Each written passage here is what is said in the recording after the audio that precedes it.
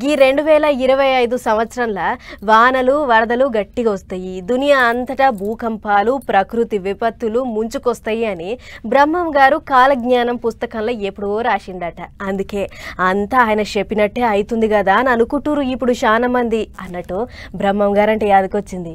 ఈ వార్త చూడురా సార్. పోతులూరి వీరబ్రహ్మేంద్ర స్వామి గదే బ్రహ్మం గారు అంటే 2 రాష్ట్రాలలో తెలియనోళ్ళు లేరు.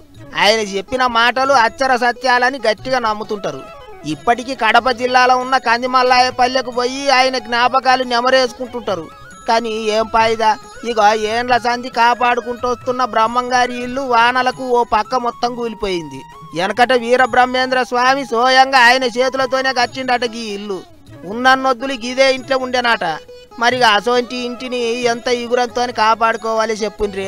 కానీ గాలికి ఇడిచిపెట్టి ఇట్లా కూలిపోయేటట్టు చేసిండ్రు అని మస్తు కోపానికి వస్తుండ్రు బ్రహ్మం గారి భక్తులు. స్వామి ఇల్లు పాతపడ్డది, దానికి రిపేర్లు చేయాలి, సగబెట్టాలి అని చాలా సార్లు భక్తులు ఆఫీసర్లకు చెప్పిండ్రాట. కానీ ఎవ్వరు పట్టించుకోక ఆఖరికి గీ గతి పట్టించిండ్రని గరం అవుతుండ్రు. ఇంకో దిక్కు బ్రహ్మం గారి వారసత్వం కొరకు కొట్లాడుతున్న వాళ్ళు కూడా ఇంటిని పట్టించుకోలేదంటారు ఇంకింతమంది.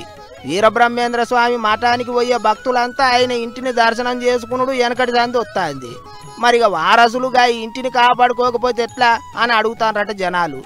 ఇప్పటికన్నా ఆఫీసర్లు అక్కడ లీడర్లు పట్టించుకొని ఏదో ఒకటి చేయాలి అని అడుగుతుండ్రు కందిమల్లాయపల్లె పబ్లిక్ బ్రహ్మం గారి భక్తులు. మరిగా ఏం చేస్తారో ఏమో చూడాలి.